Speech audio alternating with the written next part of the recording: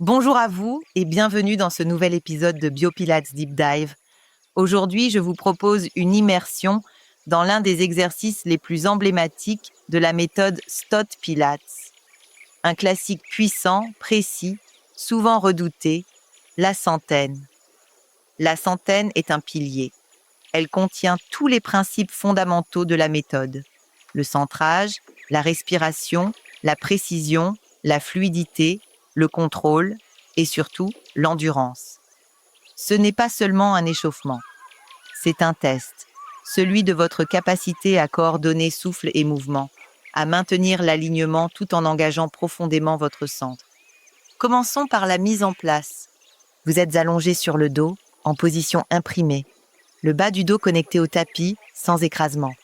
Les jambes sont en tablette, parallèles, les genoux fléchis à 90 degrés, les chevilles en flexion plantaire, les orteils légèrement pointés. Les bras sont allongés le long du corps et les paumes vers le bas. Les omoplates sont ancrées et la nuque allongée. Prenez un instant ici. Inspirez. Sentez votre corps s'ancrer au sol. À l'expiration, laissez la cage thoracique s'adoucir et les abdominaux s'activer. À la prochaine expiration, étirez la nuque, engagez le centre profond et soulevez la tête, les épaules et les bras en flexion dorsale. Les bras flottent à hauteur d'épaule, suspendus au-dessus du tapis. C'est ici que commence la centaine. Vous inspirez sur 5 temps, vous expirez sur 5 temps et vous répétez ce rythme pendant 10 cycles complets, soit 100 battements. Les bras pulsent de haut en bas en petits battements verticaux, dynamiques mais contrôlés, comme un métronome corporel. Inspirez, 2, 3, 4, 5. Expirez, 2, 3, 4, 5. Mais ce qui rend cet exercice si puissant, ce n'est pas la force brute. C'est la précision et la subtilité.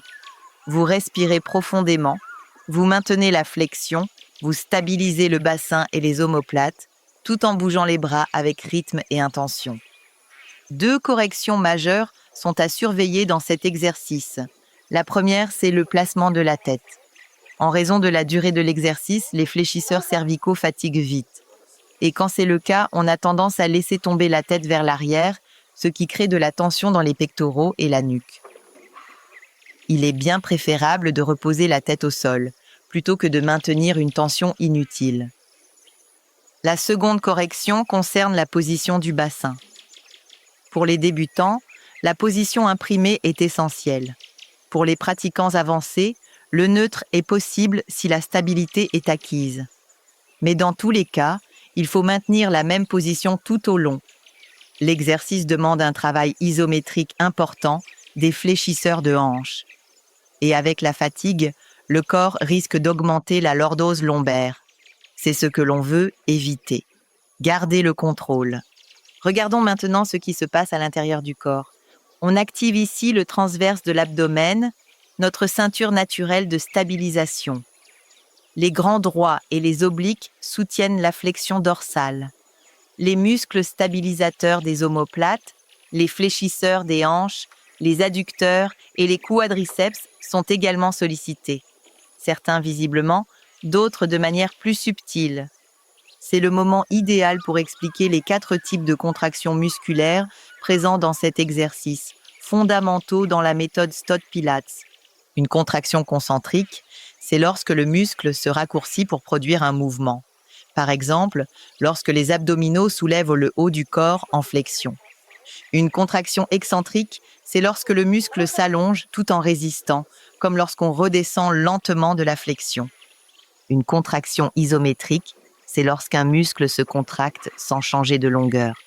C'est celle qui domine dans la centaine. Les abdominaux profonds, les fléchisseurs de hanches et les quadriceps maintiennent la position sans mouvement apparent. Et enfin, la contraction isotonique, terme plus global qui désigne une contraction qui crée du mouvement par modification de la longueur musculaire. Elle peut être concentrique ou excentrique. Par exemple, les battements rythmés des bras sont isotoniques. Les muscles stabilisateurs des épaules s'allongent et se raccourcissent en alternance pour produire un mouvement fluide et contrôlé. Comprendre ces mécanismes permet de passer d'une simple exécution à une incarnation consciente du mouvement. Mais il n'y a pas que les muscles qui travaillent. Le système nerveux est lui aussi mis à rude épreuve pendant la centaine. Maintenir la flexion, coordonner le mouvement des bras, respirer avec rythme, résister à la fatigue, tout cela exige une communication neuromusculaire continue. Le cerveau scanne en permanence la posture, le souffle, la tension, l'équilibre et l'effort. Cette coordination prolongée peut entraîner une fatigue du système nerveux, surtout chez les débutants. C'est souvent pour cette raison que la forme se dégrade après le 6e ou 7e cycle, non pas à cause d'un manque de force, mais parce que le cerveau est surchargé.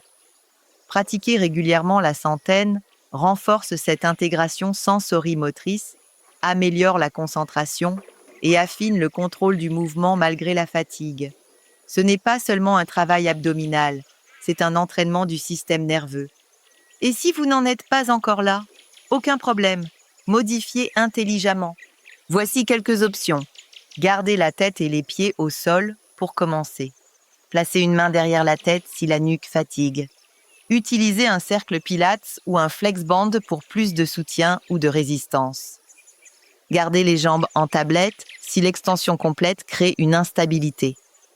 Ou adoptez une respiration en rythme saccadé pour éviter l'apnée.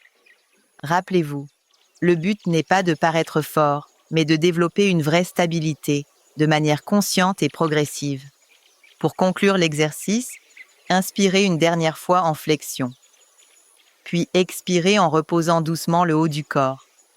Les jambes peuvent rester levées un instant, puis redescendre. Prenez une respiration. Laissez les sensations s'installer. La centaine est un rite de passage. Elle nous apprend à habiter notre centre, à respirer dans l'effort, à rester stable dans l'intensité. Oui, elle est exigeante, mais elle donne bien plus qu'elle ne prend. Elle construit une force profonde, une endurance enracinée et une puissance intérieure silencieuse. Alors, la prochaine fois que vous ferez la centaine, ne comptez pas seulement jusqu'à 100. Faites-en 100 affirmations silencieuses de votre stabilité intérieure. Merci d'avoir écouté cet épisode de BioPilates Deep Dive. À très bientôt pour une nouvelle exploration du mouvement.